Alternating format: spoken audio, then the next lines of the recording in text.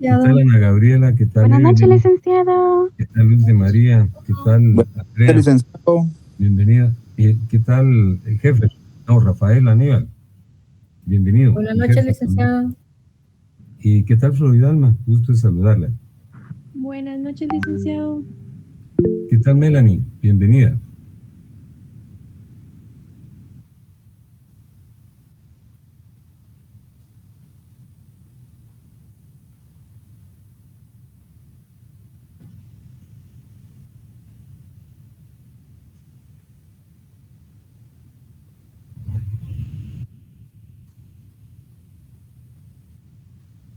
Buenas noches, licenciado. ¿Qué tal, Ronald? Bienvenido.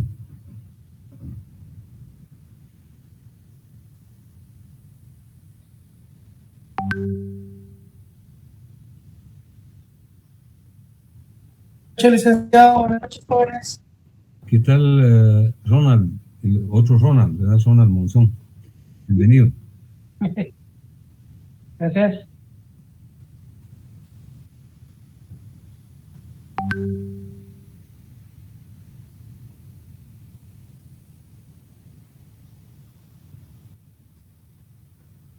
Bueno, muy bien. Como de costumbre, les presento un saludo respetuoso y afectuoso y asimismo, aunque suene reiterado y trillado, pues hacemos votos pidiéndole a Dios porque todos estemos bien, que nuestra facultad esté bien, nuestra universidad, nuestro país y con ello nuestra familia, lógicamente, ¿verdad? El día de hoy yo les formulé una solicitud respecto a que tengan a la mano su constitución, su ley de amparo. Gracias, Dixon. Muy fino, amén. Su ley de amparo, exhibición personal y constitucionalidad, su acuerdo 1-2013. Pero les quiero hacer otro petitorio para que lo anoten. Fíjense que yo oportunamente les sugerí 3 textos, ¿verdad? En torno al estudio del derecho procesal constitucional. Dentro de ellos incluí un libro que yo escribí hace algún tiempo cuando estaba aún en la Corte, que se llama Constitución y Justicia Constitucional, y les emití un PDF que obviamente ya está a su disposición, ustedes lo tienen. Entonces mi pedimento es que, al margen de la explicación que nosotros vamos a formular el día de hoy, al margen de la lectura que ustedes tendrán que concretar en la ley de amparo y en el acuerdo 1-2003, les pido que del texto que les remití en PDF hagan una lectura sobre el tópico que vamos a abordar hoy en la noche, de la página 301 a la 340, en donde se aborda con relativa meticulosidad lo atañedero a el desarrollo procesal del amparo. Así es que, repito, al margen de tener el día de hoy a nuestra disposición y próxima a nuestras manos y a nuestra visión, la Constitución Política, la Ley de Amparo, Exhibición Personal y Constitucionalidad y el Acuerdo 1-2013, les pido también que realicen una lectura en las páginas de la 301 a la 340 del texto que les fue remitido al principio del curso, PDF, que se refiere exactamente al asunto que vamos a abordar el día de hoy. Para entrar en materia, yo les relaciono que hemos venido hablando de las garantías constitucionales, que son los mecanismos jurisdiccionales para la defensa de la Constitución, y dentro de ellos se encuentra el amparo, los procesos de inconstitucionalidad general y abstracta, la exhibición personal y el habeas data, que son las figuras que vamos a examinar en lo que queda del semestre y que son relacionadas a, efectivamente, la teoría de la defensa de la Constitución. El tópico más extenso es el del amparo, ¿verdad? y luego las inconstitucionalidades. Pero el del amparo es lógica y obviamente el mecanismo que se utiliza con extrema frecuencia en todos los ámbitos económico, político y social. Ustedes se han percatado que a nivel político con esto del proceso de elección han sido promovidos una enorme cantidad de amparos. Y nosotros hasta el momento hemos hablado de la historia universal del amparo, donde surgió en México en 1840, y asimismo hicimos alusión al advenimiento del amparo en nuestro país, que ocurrió en 1927, con la sexta reforma a la Constitución de 1887. En la sexta reforma, el amparo adquirió una carta de naturaleza. Luego examinamos una definición de amparo de don Edmundo Vázquez Martínez, las características del amparo, la naturaleza del mismo y los principios que la informan, y concluimos con las condiciones de viabilidad, ¿verdad?, que son la legitimación, la temporalidad y la definitividad. Así es que el día de hoy vamos a hablar del proceso de amparo esquematizado, y ustedes, por favor, tienen que realizar una consulta de este asunto en la ley de amparo a partir del artículo 33, que a partir de ese momento les pido que lo tengan a la vista porque lo estaremos consultando. Fíjense que les presento el temario seguidamente, que es más bien una expresión gráfica la noche de hoy. Ya tienen a la vista este esquema, ¿verdad? Sí, licenciado. sí, licenciado. Muy bien, entonces fíjense que seguidamente quiero hablarles, mejor dicho, inicialmente quiero hablarles de este auto acordado que es el 1/2013, no es el acuerdo, este es un auto acordado. Son reglamentos que ha emitido la Ley de Constitucionalidad, la Corte de Constitucionalidad. Fíjense que hay dos tipos de proceso de amparo. Un amparo uninstancial, es decir, en una sola instancia, que se tramita ante la Corte de Constitucionalidad, como ustedes lo pueden ver en el artículo 1. La Corte de Constitucionalidad es la que está facultada para conocer los amparos que se promueven en contra de las autoridades que aparecen identificadas en las literales A, B y C. Si alguien promueve un amparo contra el Congreso de la República, contra la Junta Directiva del Congreso, contra el presidente del Congreso, contra la Comisión Permanente, contra los bloques legislativos, contra las comisiones de trabajo, es decir, en términos de generalidad, contra el Congreso de la República, hay que plantearlo directamente ante la Corte de Constitucionalidad. Los amparos en contra de la Corte Suprema de Justicia, su presidente, las cámaras que lo integran, también se plantean directamente ante la Corte de Constitucionalidad. Y los amparos que se promueven en contra del presidente de la República o el vicepresidente de la República se tramitan directamente ante la Corte de Constitucionalidad. Entonces, estos amparos son en una sola instancia, porque los conoce y los resuelve la Corte de Constitucionalidad. No se puede apelar porque no hay un tribunal superior a la Corte de Constitucionalidad. Fíjense que a guisa de broma, a guisa de chiste, hay una referencia que dice que el único tribunal superior a la Corte de Constitucionalidad es la Corte Celestial. Esto parece un chiste, pero en efecto, en materia constitucional, el Tribunal Supremo es la Corte de Constitucionalidad.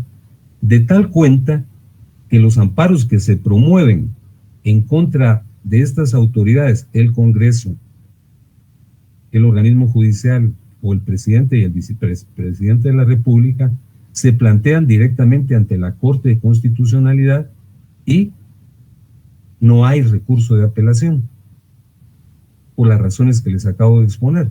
Entonces, consecuentemente, esos amparos son uninstanciales, solo tienen una instancia. Luego, aquí está la competencia de la Corte Suprema de Justicia en el numeral segundo. El amparo que se promueven contra el Tribunal Supremo Electoral y sus magistrados, contra los ministros de Estado y los viceministros, el Procurador de los Derechos Humanos, el Consejo del Ministerio Público, el Fiscal General de la República y jefe ahora es la Fiscal General de la República y jefa del Ministerio Público, el Consejo del Ministerio Público, el Procurador General de la Nación, los embajadores, el Consejo de la Carrera Judicial, la Junta Monetaria y el Consejo Nacional de Desarrollo Urbano, se promueve ante la Corte Suprema de Justicia. Este sí es un amparo biinstancial, porque aquí sí hay apelación. El fallo que emite la Corte Suprema de Justicia es conocido en apelación por la Corte de Constitucionalidad. La Cámara de Amparo, fíjense que la Corte Suprema de Justicia está integrada por cámaras. Está la Cámara Penal, la Cámara Civil y la Cámara de Amparo y Antejuicio. Entonces, la Cámara de Amparo y Antejuicio de la Corte Suprema de Justicia también conoce amparos contra otras autoridades menores, contra las salas de la Corte de Apelaciones, contra los tribunales de segunda instancia de cuentas y de lo contencioso administrativo y los demás tribunales de igual categoría. Este también es un amparo biinstancial porque se pueden apelar las sentencias que se emiten y la apelación la conoce la Corte Suprema de Justicia. Las salas de la Corte de Apelaciones, es el artículo 4, conocen los amparos que se promueven en contra de los viceministros de Estado y los directores generales, los funcionarios judiciales de cualquier fuero, los consejos de alcaldes de las municipalidades, el Contralor General de Cuentas. ¿Qué pasó con esto? El director general del Registro de Ciudadanos, este señor que acaba de tener un problema, ¿verdad? Y que fue el que había suspendido a un partido político. Las asambleas generales y juntas directivas de los colegios profesionales, las asambleas generales y órganos de la dirección de partidos políticos, los cónsules, los consejos regionales, los gobernadores departamentales, la Comisión Nacional de Energía Eléctrica, la Superintendencia de Administración Pública y los registradores de la propiedad. También son amparos biinstanciales porque el fallo que emiten es conocido en apelación por la Corte de Constitucionalidad. Los jueces de primera instancia conocen de los amparos presentados en contra de los jueces de paz, los comisarios y demás funcionarios de policía, los consejos de alcaldes municipales, los órganos de las federaciones y asociaciones deportivas, los demás funcionarios, autoridades y empleados de cualquier ámbito que no se hayan enunciado aquí, y las entidades de derecho privado. Fíjense que esto sí es importante conocerlo, ¿verdad? No les estoy pidiendo, jamás lo haría, que ustedes se aprendan esto de memoria. Lo que quiero que tengan presente es la diferencia entre jurisdicción y competencia, que ya la estudiaron cuando cursaron la materia de teoría del proceso. La jurisdicción es la potestad del Estado de administrar justicia, pero como la enciclopedia del derecho está dividida en tantos ramos, ¿verdad? Pues hay jueces del ámbito penal, del ámbito civil, del ámbito laboral, de lo contencioso administrativo, etcétera. Esa es la competencia. A ustedes les enseñaron que la competencia es la medida de la jurisdicción y les hicieron un esquema de un pastelito, ¿verdad? El círculo completo es la jurisdicción y las tajadas que aparecen en el pastelito son las manifestaciones de competencia. Entonces, lógicamente, un mismo tribunal no puede conocer si ya hay un retardo en la administración de justicia extremo, ¿verdad? Entonces, por esa razón, hay jerarquizados, órganos que van conociendo los planteamientos de los diversos amparos que se promueven. La Corte de Constitucionalidad es la única que conoce los amparos uninstanciales, o sea, los que se, repito, tramitan en contra del Congreso, en contra de la Corte Suprema, en contra del presidente y el vicepresidente. Y repito, en esos amparos no hay apelación porque no hay ningún tribunal superior a la Corte de Constitucionalidad en el nivel nacional, ¿verdad? Bueno, entonces ahora sí regresamos al esquema, que es el que aparece en la pantalla. Se mira muy complejo, ¿verdad? Pero nos vamos a ir familiarizando con él. Fíjense que a la izquierda aparece un cuadrito como violeta con el número 1 y dice presentación de la solicitud de amparo. Si nosotros queremos presentar una demanda o un memorial en donde solicitemos amparo en contra de una autoridad, entonces debemos redactarlo observando lo que dispone el artículo 21 de la Ley de Amparo, Exhibición Personal y Constitucionalidad, que por eso les pedí que la tuvieran a la mano. Ya tienen a la vista el artículo 21. Sí. Muy bien. Sí, listo. Gracias, gracias. Ya, Alec. Muchas gracias. Entonces, fíjense que cuando vamos a redactar el memorial, debemos incluir en el mismo todos estos requisitos que están en el artículo 21.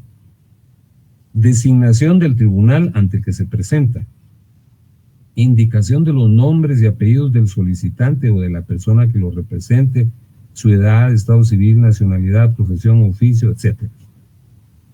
Cuando quien promueve el amparo sea una persona jurídica, deberá indicarse sucintamente los datos relativos a la existencia y personalidad jurídica.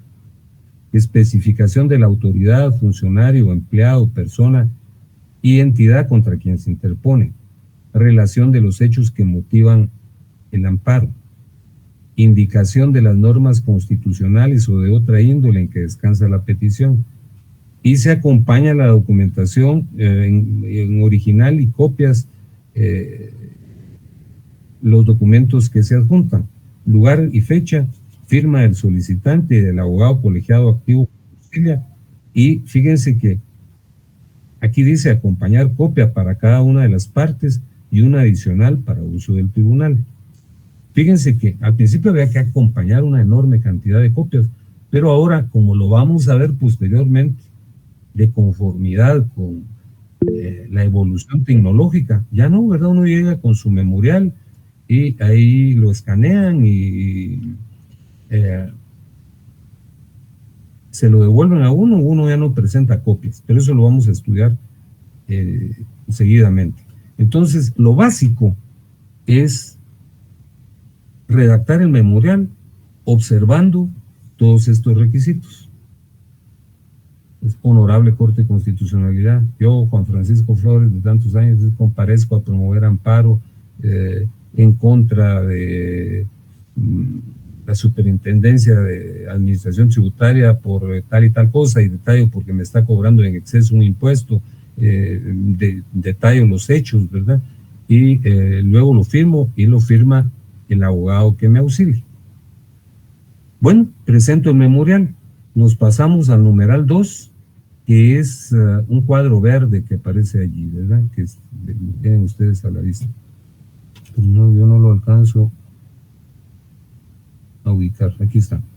Entonces, fíjense que lo presento ante la Corte de Constitucionalidad.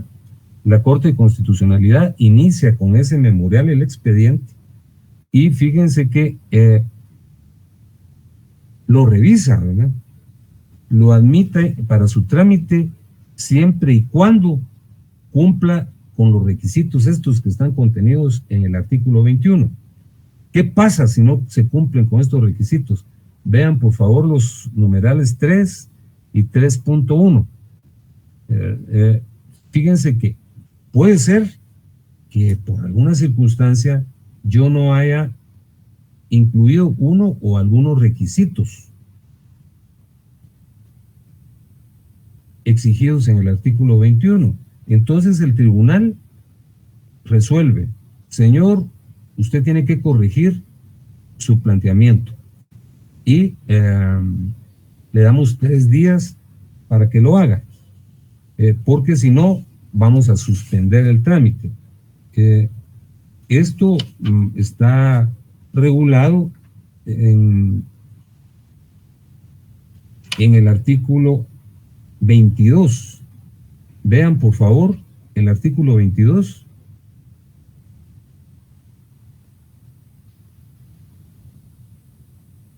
¿Ya lo tienen a la vista? Sí, licenciado. Dice: omisión de requisitos en la petición. Cuando la persona que solicita el amparo haya omitido el señalamiento de uno o más requisitos en la interposición, o sea defectuosa la personería, el tribunal que conozca el caso resolverá dándole trámite al amparo y ordenando al interponente cumplir con los requisitos faltantes dentro del término de 3 días, y si no, lo suspende, ¿verdad? Entonces, fíjense que aquí les cité que si lo corrige, ¿verdad? Corrige la omisión, entonces el trámite continúa. Si no lo corrige, entonces el amparo se suspende. Bueno, en el caso de que no haya falencias, que no haya ninguna omisión, o que habiéndola, la misma se corrija, pasamos al numeral 4, que aquí se los señalé, y que les pido que lo vean. Fíjense que la Corte emite una resolución en contra de la autoridad impugnada. Yo les ejemplificaba: bueno, yo estoy promoviendo un amparo porque me está haciendo la SAT una cobranza excesiva que no está adecuada al derecho, y agoté todos los mecanismos ordinarios, no me quedó más que el amparo, planteé el amparo, cumplí los requisitos del artículo 21, entonces la Corte le da trámite y le pide a la autoridad impugnada que dentro del lapso de 48 horas remita el expediente o remita un informe circunstanciado. Vean, por favor, el artículo 33.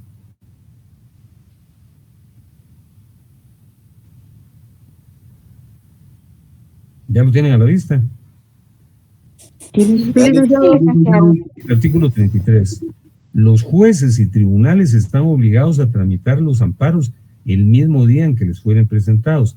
Aquí está: mandando pedir los antecedentes o en su defecto informe circunstanciado a la persona, autoridad, funcionario o empleado contra el cual se haya pedido amparo, quienes deberán cumplir remitiendo los antecedentes o informando dentro del perentorio término de 48 horas, más el de la distancia que fijará el tribunal en la misma resolución. Si dentro del indicado término no se hubiese enviado los antecedentes o el informe, el tribunal que conozca el caso deberá decretar la suspensión del acto, resolución o procedimiento reclamado. Entonces, estamos en el 4, en el 4.1, ¿verdad? En la primera resolución, el tribunal le pide a la SAT: mire, aquí hay un amparo en contra de usted, envíeme el expediente o un informe circunstanciado. Si la autoridad no lo remite, entonces se otorga el amparo provisional. Se suspende, tal y como lo dice el artículo 33, la resolución o el procedimiento reclamado.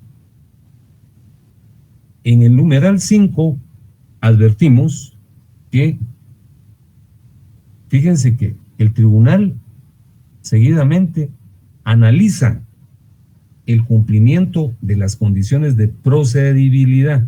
Estas ya las estudiamos en la clase anterior. Las condiciones de procedibilidad son la legitimación activa, que la tiene el agraviado, el ciudadano al que le están violando un derecho. Bueno, yo lo estoy planteando porque me están cobrando de más. Tengo la legitimación activa. La legitimación activa es la autoridad que está violando mi derecho. Entonces tengo que identificarla exactamente, porque si en lugar de las cito al Ministerio de Trabajo, entonces estoy incurriendo en un error, ¿verdad? Además, la otra condición de procedibilidad es la temporalidad. Señalamos que el amparo debe interponerse dentro de los 30 días de conocido el acto vulnerante. Y luego la definitividad, que yo debo agotar todos los trámites o diligencias de la jurisdicción ordinaria antes de acudir al amparo.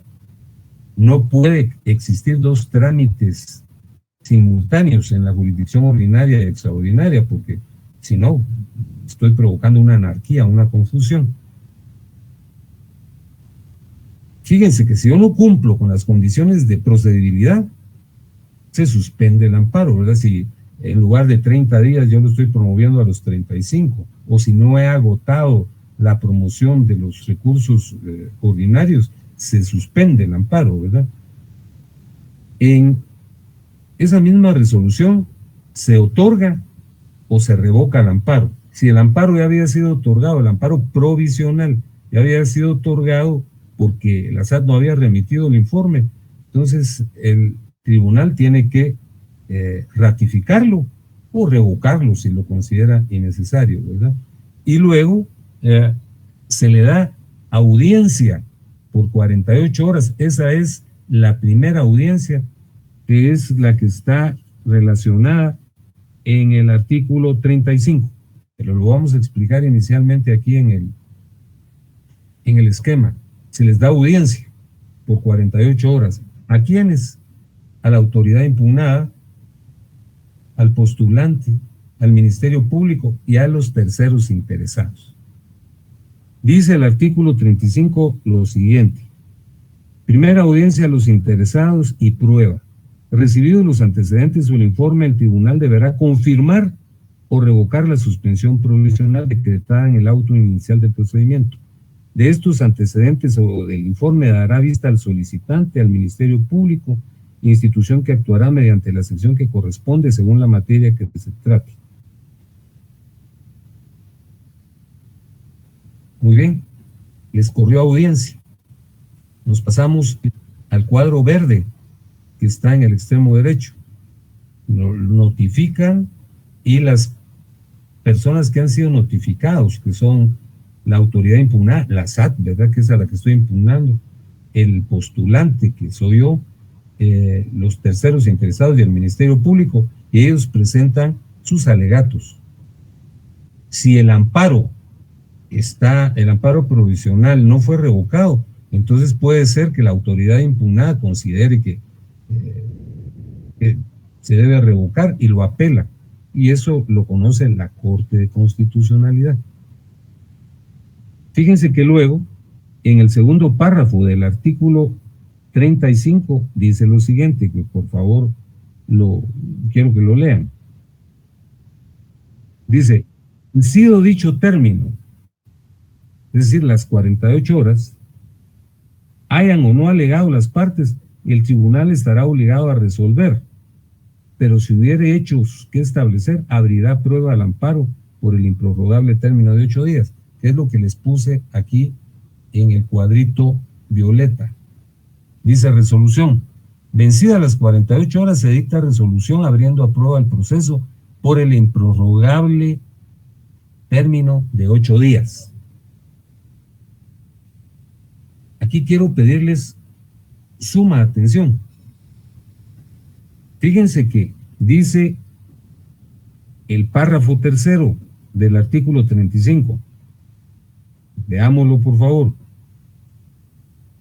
Los tribunales de amparo podrán relevar de la prueba en los casos que a su juicio no sea necesario, pero la tramitarán obligadamente si fuera pedida por el solicitante.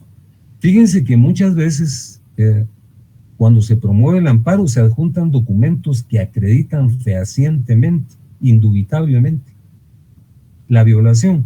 Entonces el tribunal puede considerar que es innecesario abrir a prueba y releva la prueba, es decir, no hay periodo de prueba.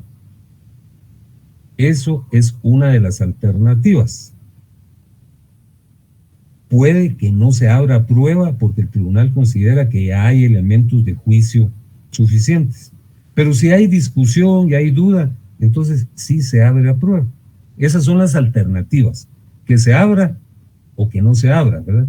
que no se abra porque el Tribunal Constitucional considera que hay elementos de juicio que ya le permiten discernir y emitir una resolución en torno al punto que le ha sido planteado. Pero puede ser también que puede ser también que considere necesario abrir a prueba. Si abre a prueba, hay una segunda audiencia. Aquí está en el numeral 9, con un color como bechito. Esa es la segunda audiencia. Véanlo en el artículo 37, por favor. Dice el artículo 37, segunda audiencia. Concluido el término probatorio, el tribunal dictará providencia dando audiencia a las partes y al Ministerio Público por el término común de 48 horas, transcurrido el cual se hayan o no pronunciado, dictará sentencia entre 3 días. Es decir, si hay término de prueba, se dicta una segunda audiencia, en donde las partes alegan, ¿verdad? Y luego se dicta sentencia. Si no hay prueba porque se relevó, también se dicta sentencia de inmediato. Pero fíjense que puede ocurrir algo, que es lo que ocurre frecuentemente, ¿verdad? Pese a que ya transcurrió la segunda audiencia, las partes pueden pedir que haya una vista pública. Fíjense que eso está regulado en el artículo 38, y les pido que lo vean. El artículo 38 dice vista pública.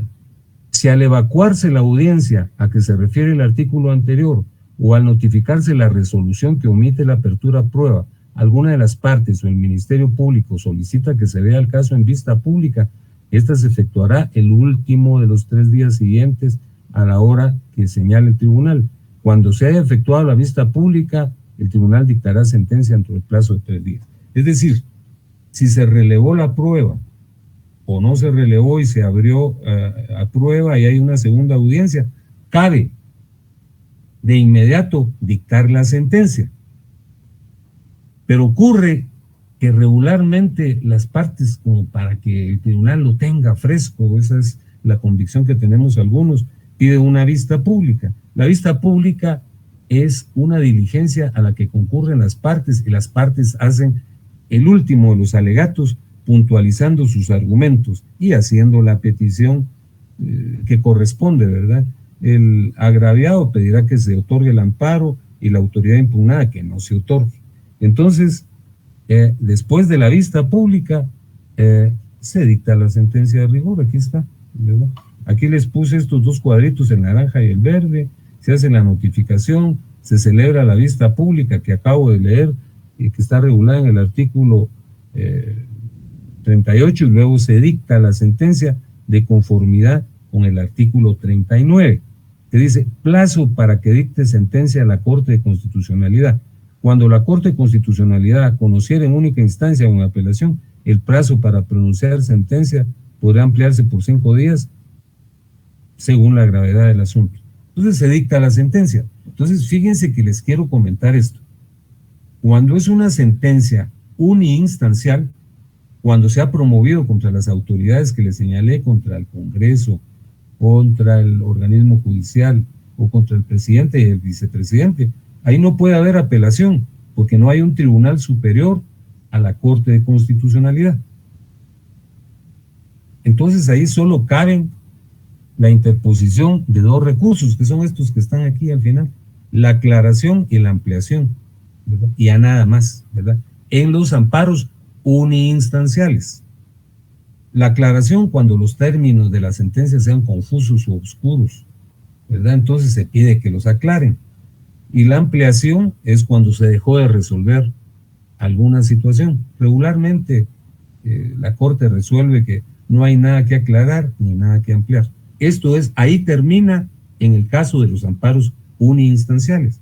Pero en el caso de los amparos biinstanciales, sí puede haber apelación, porque estas sentencias son proferidas por tribunales inferiores a la Corte de Constitucionalidad, la Corte Suprema, la Cámara de Amparos o Antejuicio, las salas, ¿verdad? O bien los tribunales de primera instancia. Entonces, hay dos alternativas. Yo puedo pedir la apelación ante el tribunal que dictó la sentencia. Entonces, el tribunal que dictó la sentencia, imaginémonos que es una sala, entonces lo remite a la Corte de Constitucionalidad, se lo envía, emite una resolución y le notifica. Entonces, la Corte de Constitucionalidad fija una vista pública para que las partes que están apelando aleguen, ¿verdad? Y luego dicta la sentencia. Pero puede ser que yo no presente mi amparo ante el tribunal que dictó la sentencia, sino de una vez ante la Corte de Constitucionalidad, y ocurre lo mismo, ¿verdad? La Corte, al recibirlo, dicta una resolución, fija una vista, en la vista las partes alegan, y ahí emite la sentencia de segundo grado, ¿verdad? Aquí concluye el proceso de amparo. Entonces, hacemos una síntesis de lo que yo expuse de manera breve, porque esto obviamente lo tendrán ustedes que leer en los artículos que yo les señalé, a partir del artículo 33 a el artículo 48, ¿verdad? En donde está lo relativo a la sentencia. Fíjense que primero presento mi memorial, ¿verdad? Que es el cuadrito celeste que yo les, quiero decir violeta, que yo les señalé. Mi memorial lo redacto observando lo dispuesto en el artículo 21. Incluyo todos los detalles que ahí se regulan. 21 de la Ley de Amparo, Exhibición Personal y Constitucionalidad. A qué tribunal se dirige, me identifico, señalo la autoridad contra la que estoy promoviendo el amparo, ¿verdad? La Corte o el tribunal que corresponda recibe el memorial y lo analiza. Entonces puede ser que falten algunos requisitos. Entonces me da 3 días de audiencia para que los corrija. Y si no los corrijo, de conformidad con el artículo 22 que ya señalamos, entonces se suspende el trámite, ¿verdad? Entonces, si no hay omisiones o habiéndolas se corrigieron, la Corte no le notifica a la autoridad impugnaria, a la SAT, según el ejemplo que yo estaba poniendo, ¿verdad? Y le pide que envíe el expediente correspondiente o un informe circunstanciado y le da 48 horas para que lo haga. Si no lo hace, entonces se otorga el amparo provisional. Y el tribunal emite un auto en donde analiza las condiciones de procedibilidad, que son, como ya dijimos, la legitimación, la temporalidad y la definitividad. Si no las cumplen, ¿verdad? Entonces suspende el trámite del amparo. Imaginemos que sí fueron observadas, entonces luego analiza lo del amparo provisional. Si no lo ha otorgado, porque la autoridad sí remitió el expediente o presentó el informe circunstanciado, puede ser que aquí lo otorgue, o puede ser que revoque el que ya otorgó, y luego da una audiencia por 48 horas. Las partes, que son la autoridad impugnada, el postulante, los terceros, el Ministerio Público, hacen sus alegaciones. Si están inconformes, alguno de ellos, con el otorgamiento, la revocatoria del amparo, pueden presentar una apelación que se remite a la Corte de Constitucionalidad. Inmediatamente se emite una resolución abriendo a prueba por 8 días el expediente. Si hay hechos controvertidos, si hay elementos que probar, ¿verdad? Porque puede ser, como les decía, que como regularmente la materia del amparo es documental, ¿verdad? No es fáctica. Entonces el tribunal considere que hay que relevar la prueba, y si se releva la prueba, pues se dicta sentencia de inmediato. Pero si se abre a prueba, hay una segunda audiencia en donde las partes hacen una alegación, ¿verdad?, sobre los elementos de juicio que se presentaron. Ahí también cabría que se dictara sentencia de inmediato, pero fíjense que cuando les notifican, a veces piden una última vista pública para hacer un alegato postrimero, ¿verdad? Y se fija día y hora para la vista pública y luego se dicta la sentencia de rigor. En los amparos uninstanciales, los de una sola instancia, que son los que se tramitan ante la Corte de Constitucionalidad, cabe únicamente impugnar ante el tribunal la sentencia, arguyendo que es oscura o que puede resolverse algún punto. Entonces puede promoverse un recurso de aclaración y o el de ampliación, ¿verdad? Entonces el tribunal resuelve, ahí concluye. Pero en los amparos biinstanciales hay apelación. Entonces la apelación puede tener dos vías: que se tramite directamente ante el tribunal de primer grado, que es el segundo caso que aparece aquí en violeta, ¿verdad?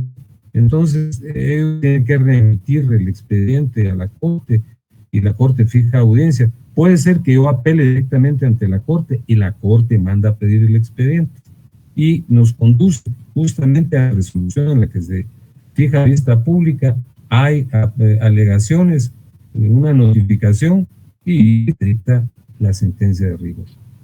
Entonces, para ir concluyendo, yo les pido de favor que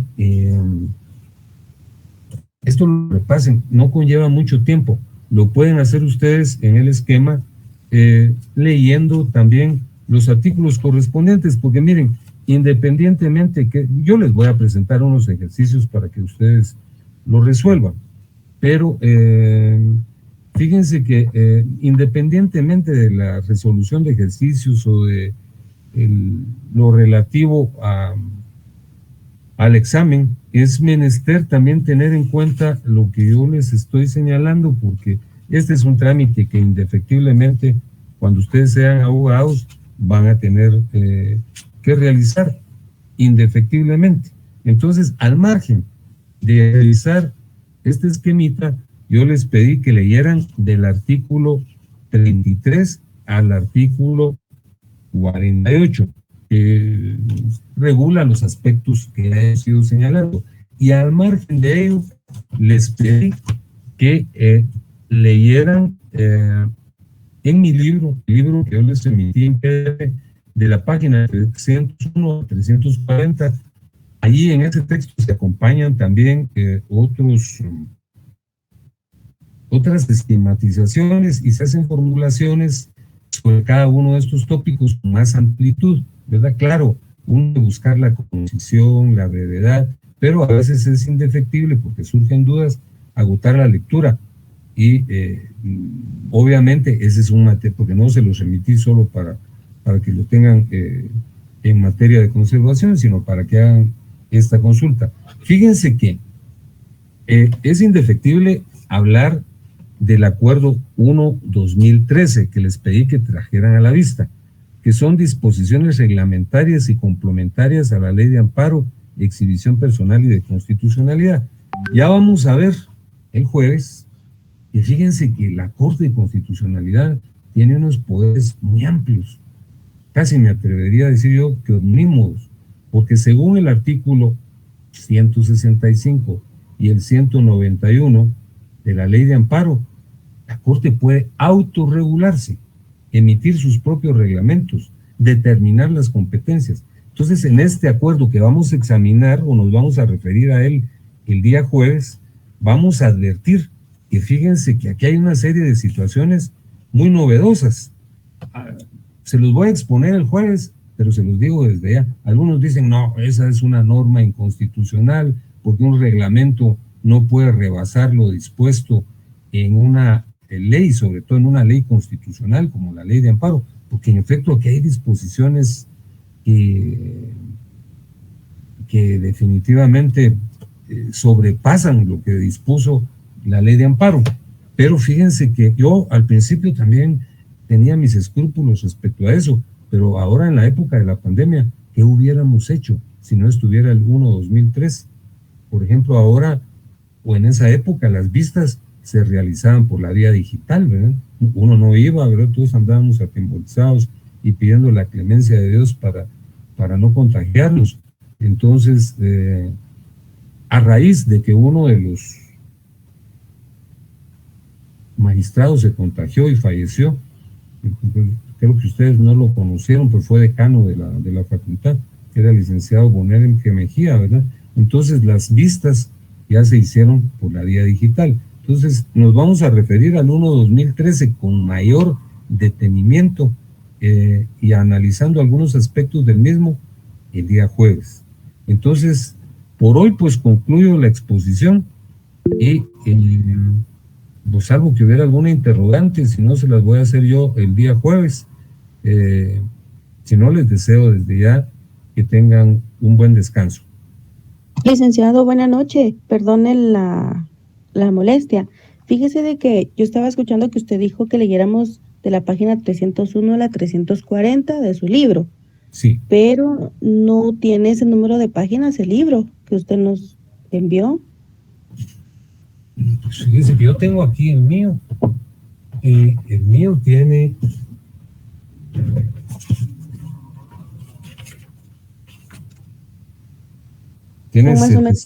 Tiene 747 páginas. Y, pues no, mire, le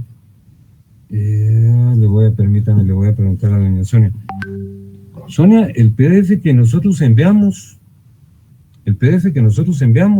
es el de esta última edición de la María. Así es, ¿verdad? Sí. Entonces, sí, ese es el texto que enviamos, me confirman en este momento. Entonces, No, licenciado, fíjese. O sea, el que usted nos mandó sí dice Constitución y Justicia Constitucional, apuntamientos, pero solo tiene como 181 páginas, ya contando los anexos. fíjese que no. Fíjese que yo tengo mi texto aquí. ¿Cuál? El suyo, bueno, de todas maneras lo voy a mandar nuevamente, pero los demás sí no tienen ese problema, ¿verdad? Licenciado, Igual sí. son 168 páginas.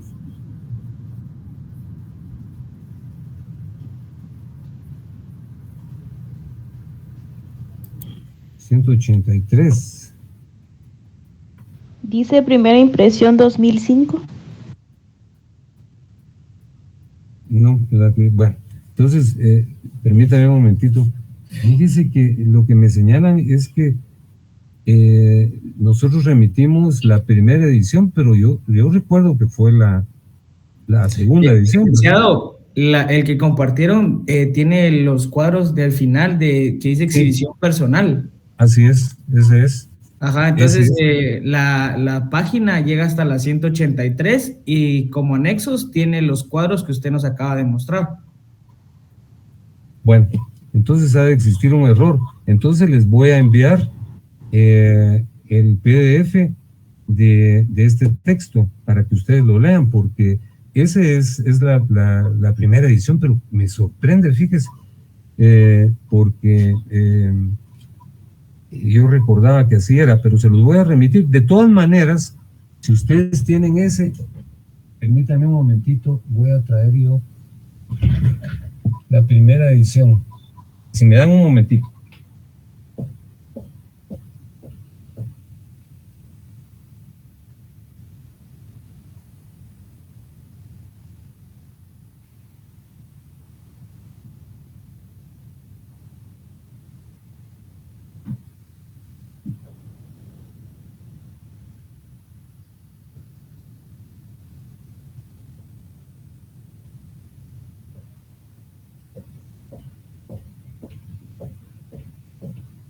Sí, la primera edición es más breve. Ustedes me dicen que eso que llega hasta la página 180 y algo, me dijeron, ¿verdad? 183, licenciado, y los anexos. Sí, exactamente. Entonces, ese fue el que se les emitió.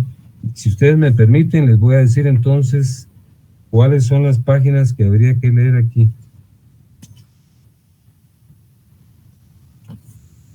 Les pido disculpas un momentito.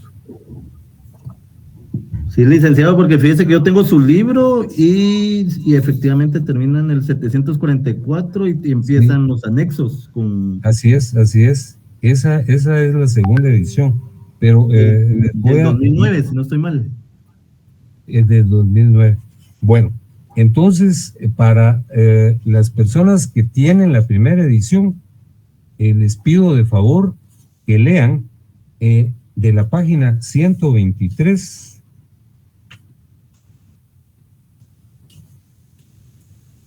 a la página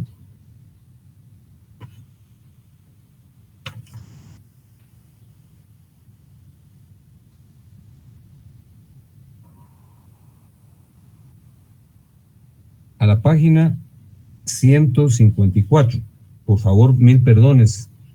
Ustedes tendrían que leer de la página 123 a la página 154. Ahora, en el caso de los que tienen la segunda edición, que de seguro que ustedes la adquirieron en alguna parte, esas son las páginas que les estoy señalando, de la página 301 a la 340. Por favor. Buenas noches, licenciado, disculpe. Sí. Le escucho. Buenas noches, Lic. Fíjese que yo tengo una edición que es de abril 2009. Esa es creo que es una de las últimas, ¿verdad? Hay otra todavía, pero... Y esa llega hasta el capítulo 6, la página 139, más los anexos, ¿verdad? Que llegan a la... No, ese no es de 2009, esa es antes, pero llega hasta la página, es que la que usted me dice llega hasta la página 183, con todo y anexo. Que es de una portada azul, si no estoy mal. Azul con blanco, sí, esa es la que me estaba preguntando la compañera. Entonces los que tengan, es la que parece que esa fue la que se remitió. Entonces ustedes tienen que leer de la página 123 a la que les dije yo, que es 154, licenciado. 154, de la página 123 a la 154. Y quienes me han hecho el honor de tener la última edición, tienen que leer de la página 301 a la página 340, por favor. Tal vez si fuera tan amable, Lic, de siempre podernos enviar la edición vía digital para poderlo hacer el comparativo, si fuera tan fino. No, pero ¿usted cuál tiene? Es uno de portada azul, fíjese el color. Ese es muy breve. Bueno, no es tan breve, tiene como 200 hojas. Entonces ahí usted tendría que leer de la página 123 a la 154. Ahora los que tienen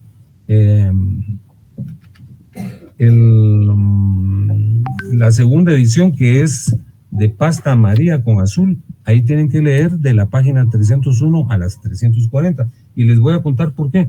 Fíjense que yo tuve una experiencia muy peculiar en el año 203, relacionada con la participación política de un personaje que aspiraba a ser presidente de la República, pero que a juicio de algunos magistrados no podía hacerlo porque él había dirigido un golpe de Estado, ¿verdad?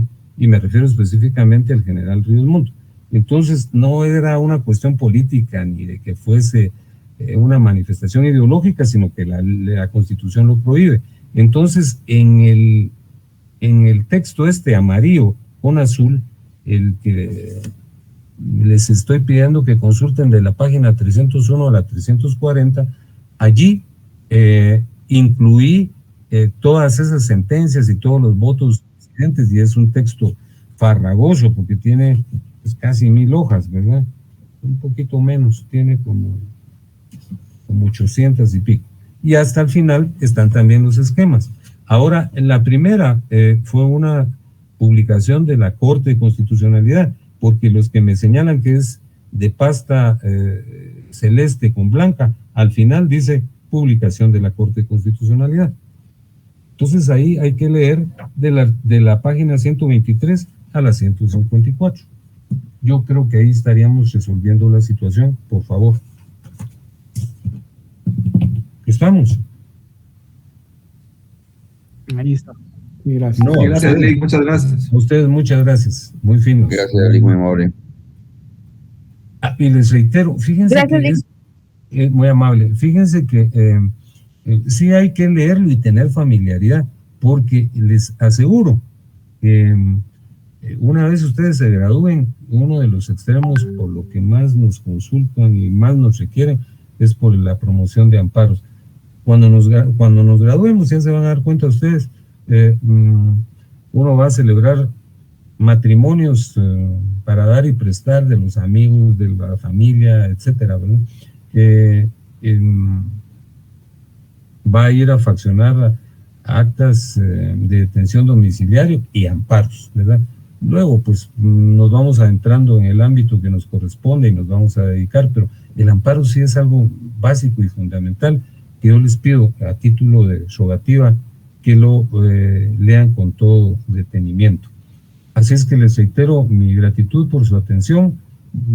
Insisto en que pedimos que nos otorgue Dios la tutela para que todos estemos bien, ¿verdad? Que el país salga bien, que salgamos de esta situación tan farragosa para bienestar de todos los ciudadanos, y les deseo que descansen, que tengan muy buena noche.